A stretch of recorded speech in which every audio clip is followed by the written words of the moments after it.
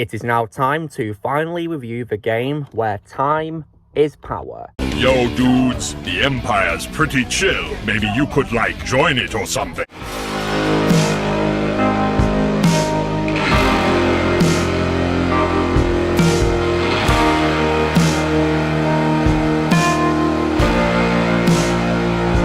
Hey everyone, Lucamus Prime here. So, it's time for a special video game review today. And this time it's going to be for one of my favourite video games of all time. And so far my favourite game, which involves time travel and time manipulation. And this game, of course, is none other than 2016's Quantum Break. So, now when it comes to this game, guys, so how was this game made? So this was, of course, made by the company called Remedy Entertainment. It was originally going to be a sequel to their previous game, Alan Wake. The game's focus was shifted to time travel as Microsoft wanted a new intellectual property with interactive storytelling. The team consulted scientists while creating the fictional science in this game. While the video game portion was developed internally by Remedy and directed by studio veteran Sam Lake, the TV side of the game was produced in collaboration with Lifeboat Productions and directed by Ben and Katai. And alongside the actor Shawn Ashmore, who plays the main character of this, Jack Joyce, the game also features other actors as well, such as Aidan Gillen, and also as well the legendary Lance Reddick, may he rest in peace, that played important roles in the game. The game also uses a new engine developed by Remedy called the Northlight Engine, and a technology called Digital Molecular Matter. This game was announced in mid-2013 and was set to release in 2015, but its release was delayed to avoid competition with other Xbox One exclusives. It was then released eventually on the 5th of April 2016 for Xbox One, and also as well eventually for Windows as well. It received a positive reception, with critics praising the game's graphics, gameplay, presentation, performances, and story. Critics had mixed opinions regarding the platforming elements, the convergence of video game and television, and the overall quality of the TV show. And the Windows 10 version was also criticised for its technical issues. It was, however, the best-selling new intellectual property published by Microsoft since the launch of the Xbox One, though this record was broken 2 years later by the game Sea of Thieves. When it comes to my reaction to this game, guys, so earlier this year, I was playing the Xbox One exclusives, and one of them that I got was this. So, I got this game, and I played it, and I've got to say that I absolutely love this game. This is one of my favourite games of all time, and as I said, it's so far my favourite game which involves time. I think it's absolutely amazing. So, what is the game about? So this game, of course, focuses on the character Jack Joyce, the main character, who is played by Shawn Ashmore. And he's granted time manipulation powers after a failed time machine experiment, as he comes into conflict with his former friend Paul Serene, who's played by Aidan Gillen, over how to deal with an apocalyptic end of time. The game includes platform game elements in less action-oriented segments, and there's also junction points which affect the game's outcome, and of course, the inclusion of an integrated live-action television show, which features the actors who voice their characters playing their characters in live action, which is really awesome. And the characters can also interact with the player's choices too, which of course can show different results depending on the decisions made.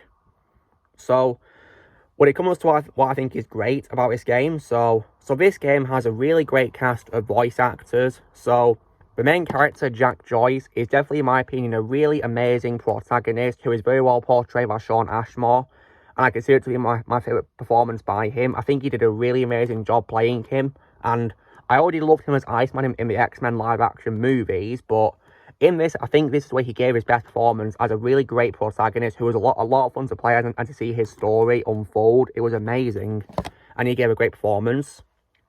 And also, as well, Aidan Gillen, of course, plays the game's main antagonist, Paul Serene, and he was definitely a really great choice, and my favourite role of his, of course, is Littlefinger in Game of Thrones, but I would regard Paul Serene as my favourite voice role of his because he made him such a really compelling villain, someone who you think, of course, is a friend at first, but he turned out to be a villain, which was definitely great and very well written, in my opinion. And I also definitely love the addition of Dominic Monaghan as William Joyce, who is Jack's estranged brother and physicist. I think he gave a great performance, and I also regard this as my favourite voice role of his. Although my favourite role of his, of course, is Merry in the Lord of the Rings movie trilogy. I think he was great in this as William.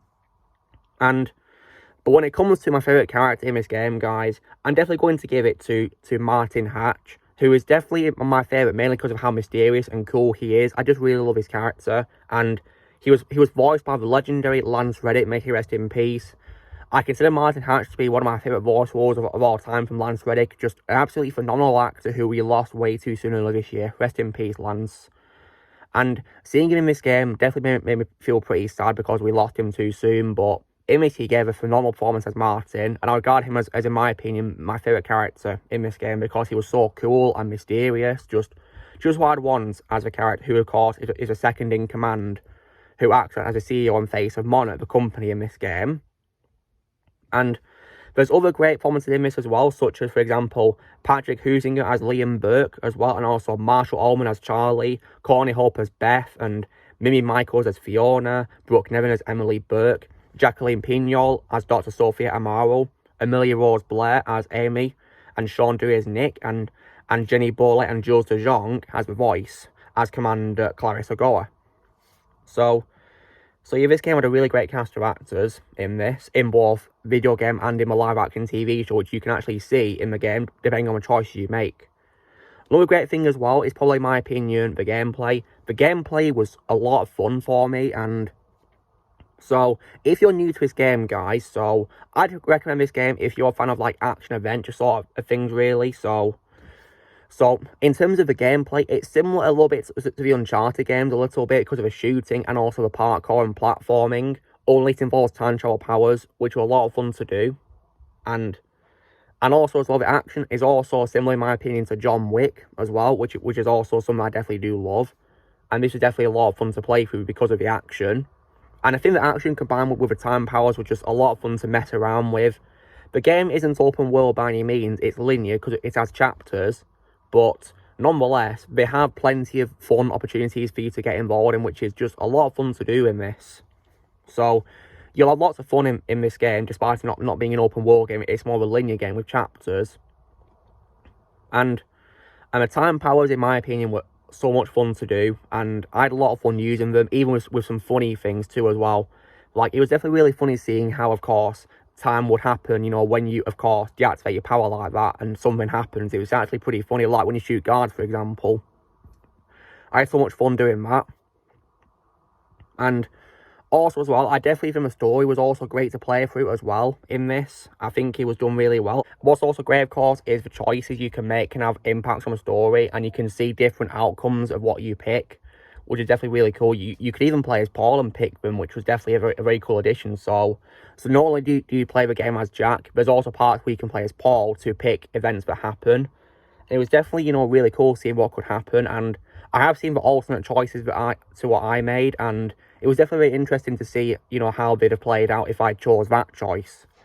And it was definitely really cool. And I also definitely love the music as well, composed by Petri Alanko and John Kiefer. Definitely really great music in this, which was great to listen to. And I really enjoy this game, and I think it's a game that deserves a lot more attention because I think it's wicked underrated, in my opinion, and deserves more attention. And I also wouldn't mind if it did a sequel to this. I definitely would love to see that.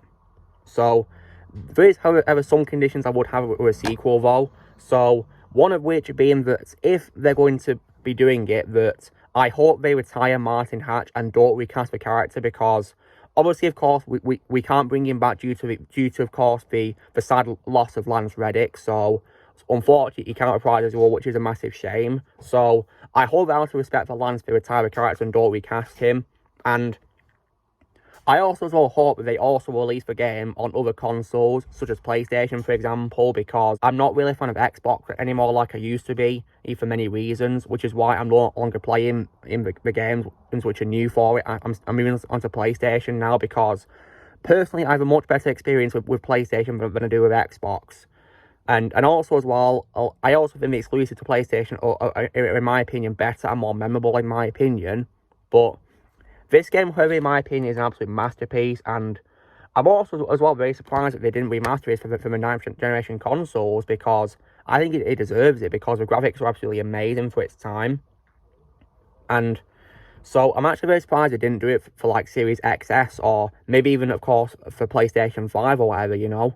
But for some reason they haven't done it, which is a big surprise, because this game is from 2016, guys, and in my opinion, it's aged fantastically, and it doesn't look like it's that old, really, because it's aged really well. Although I will say, I think it's true to say that we live in a day and age where old games look better in terms of graphics than today's games, which is very appalling.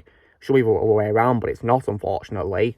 This game is an example, because it's 7 years old, and in my opinion, it looks far better than many recent games that I've seen and been appalled by.